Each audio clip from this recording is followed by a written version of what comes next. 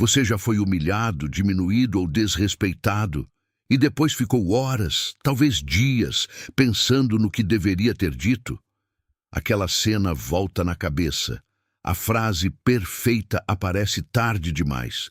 E junto vem a sensação amarga de ter ficado pequeno. Alguém te expõe, ri de você, te provoca em público ou te desmerece com ironia, como se estivesse testando até onde pode ir. E aqui vem a virada que quase ninguém aceita de primeira. O erro não foi você ter ficado em silêncio. O erro foi não saber que tipo de silêncio usar, porque existe um silêncio que te encolhe e existe um silêncio que cala o outro.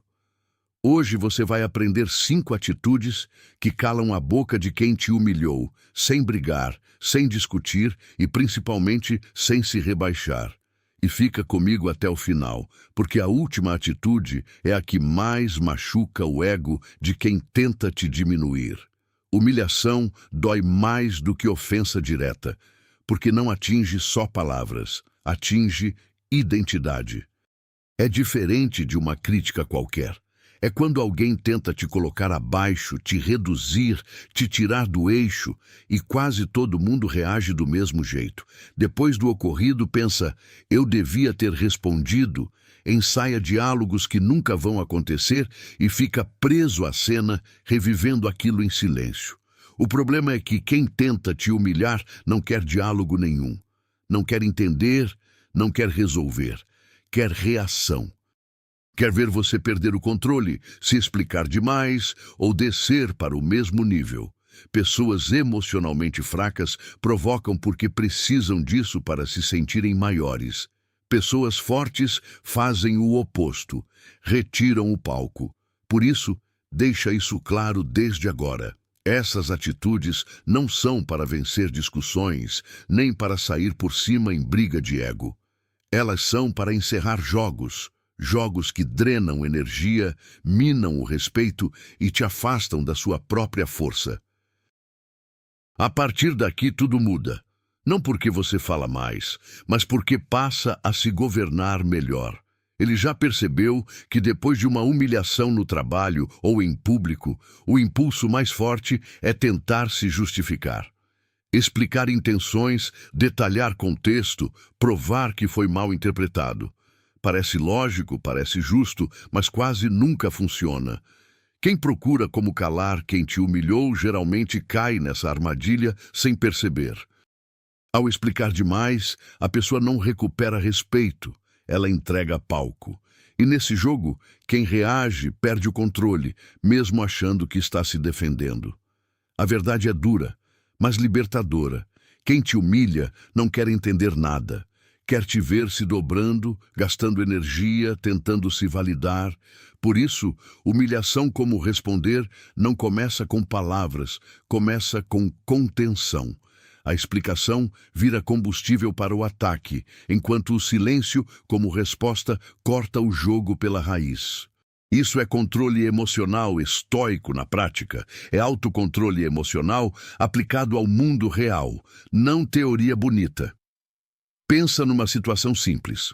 Alguém te ironiza numa reunião ou solta uma provocação atravessada. Em vez de justificar, você mantém a presença firme, segue o assunto, não se explica, não se encolhe. Isso comunica postura e respeito sem esforço. Postura vale mais que resposta, e esse tipo de autoridade silenciosa desestabiliza quem tenta te diminuir. Mas isso só funciona de verdade quando algo mais entra em cena. E é aí que a próxima atitude começa a mudar tudo. Ele aprendeu, observando situações reais, que a humilhação quase nunca começa nas palavras. Começa nos sinais. Um rosto tenso, o corpo encolhido, o olhar que foge. Quem tenta diminuir alguém percebe isso na hora. Por isso, quando o assunto é estoicismo e humilhação, o corpo entra antes da boca. O corpo fala antes da boca, e muitas vezes ele entrega aquilo que a pessoa tenta esconder: insegurança, medo ou vontade de reagir. O humilhador é um leitor de sinais emocionais.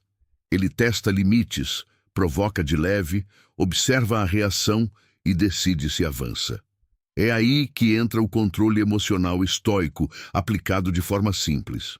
Não é ficar duro ou artificial, é manter postura firme mesmo com o desconforto interno. Ombros abertos, respiração calma, olhar neutro. Essa combinação cria autoridade silenciosa e comunica algo poderoso. Aqui não tem brecha. Na prática, isso muda tudo. Imagine alguém tentando te diminuir numa conversa informal ou numa reunião. Você não muda a expressão, não se justifica, não retruca, apenas sustenta a presença. Esse é o verdadeiro autocontrole em ação, a força silenciosa que constrói respeito sem pedir. Silêncio também é ação, mas só quando o corpo confirma. E quando isso se soma à próxima atitude, o efeito fica ainda mais desconcertante. Ele já viu isso se repetir muitas vezes. Alguém ironiza, provoca ou humilha, e a reação vem na mesma moeda. Ironia com ironia, agressão com agressão, tentativa de vencer no grito. No impulso, parece uma forma de recuperar dignidade, mas na prática é o caminho mais curto para se perder. Quando o assunto é como lidar com desrespeito, devolver no mesmo tom só coloca os dois no mesmo nível. E nesse nível, ninguém ganha respeito. Aqui entra um ponto que quase ninguém aceita de primeira. Quem provoca quer caos, quer tirar você do eixo, ver emoção, ver reação. Já quem pratica, não reagir à provocação cria algo raro, desconforto do outro lado. É por isso que na inteligência emocional na prática, a calma vira arma. Calma desconcerta mais do que ataque, porque quebra a expectativa e desmonta o roteiro mental de quem tenta te diminuir. Na vida real, isso se traduz em respostas curtas, tom neutro e zero emoção visível. Às vezes, um simples "entendi" encerra mais do que um discurso inteiro. Esse é o autocontrole emocional que constrói postura e respeito ao longo do tempo. Respeito não se pede, se sustenta, e quando você se recusa a descer para o mesmo tom, algo começa a mudar silenciosamente. Mas existe uma atitude ainda mais forte, aquela que encerra o jogo de vez. Ele percebeu algo que muda completamente a lógica da humilhação. Muita gente continua no jogo sem perceber. Continua convivendo, dando acesso, respondendo mensagens, fingindo normalidade. E aí se pergunta por que o desrespeito não para. Quando o tema é como calar quem te humilhou, essa atitude é decisiva. Sem plateia, o espetáculo acaba. Simples assim. Quem tenta diminuir alguém precisa de presença constante para manter o controle. Aqui entra um reenquadramento importante. Distância não é fraqueza, é estratégia. O silêncio estratégico não é sumir por medo, é escolher onde você coloca sua energia. Presença seletiva cria respeito, porque mostra que nem todo mundo tem acesso a você. Isso é governo interno em ação, é domínio interno aplicado à convivência diária. Quem entende isso para de se humilhar reagindo e começa a se proteger sem precisar explicar nada. Na prática, isso pode significar reduzir contato, parar de se oferecer, deixar de buscar validação, nada de anúncios dramáticos ou indiretas, apenas menos acesso. Esse tipo de força emocional confunde quem tentava te diminuir, porque o controle some das mãos dele. Quem reage perde o controle, mas quem se retira do jogo muda o tabuleiro inteiro. E quando essa ausência começa a gerar resultado, entra a última atitude, a mais silenciosa e a mais definitiva. Ele já sentiu a tentação de provar valor depois de uma humilhação, mostrar conquistas, postar resultados, soltar indiretas bem colocadas. Parece justo, quase terapêutico, mas com o tempo ele entendeu que isso ainda mantém o outro no centro. Quando o foco vira atitudes que calam a boca, nada supera o progresso silencioso. Resultados falam uma língua que o ego entende, sem precisar de explicação, defesa ou confronto. Aqui acontece a virada real. O crescimento silencioso muda o jogo, porque desloca o poder. Quem humilhou perde o discurso, perde o controle e, principalmente, perde relevância. É o autocontrole emocional aplicado a vida inteira, não a um momento isolado. Respeito sem pedir nasce quando você investe em si, melhora sua competência, sua postura, sua estabilidade. Isso é força silenciosa em estado puro. Na prática, isso significa focar no que te fortalece, estudar melhor sua área, treinar o corpo, organizar a vida financeira, cuidar da mente. Nada de anúncios, nada de comparações. Apenas evolução constante. Silêncio também é ação, e das mais poderosas. Autocontrole é poder em estado puro quando você cresce sem olhar para trás.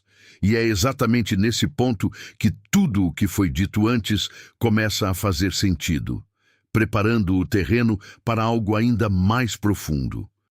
Agora ele entende que humilhação só tem força quando encontra reação. Não foi sobre aprender frases prontas, nem respostas inteligentes. Foi sobre governo interno. Sobre escolher postura firme em vez de impulso, silêncio estratégico em vez de explicação, autocontrole em ação em vez de confronto. Cada atitude que você viu aqui é simples, mas exige algo raro, constância emocional. É assim que o respeito começa a se reconstruir de dentro para fora. Então fica a pergunta: em qual situação da sua vida você ainda está reagindo no automático? Onde você ainda está tentando provar valor para pessoas que não merecem acesso? E se a partir de hoje você escolhesse aplicar pelo menos uma dessas atitudes? Não para vencer alguém, mas para não se perder de si mesmo. Progresso silencioso não chama a atenção no começo, mas muda tudo com o tempo. Se esse conteúdo te trouxe clareza, escreve aqui nos comentários. Postura vale mais que resposta. Isso não é só engajamento, é compromisso público com você mesmo. Se inscreve no canal e ativa as notificações, porque aqui você aprende a se fortalecer sem gritar, a ser respeitado sem implorar e a viver com domínio interno. E no próximo vídeo você vai entender por que, quando você aprende a calar sem reagir, começa a fazer falta. E isso muda completamente a forma como as pessoas te tratam.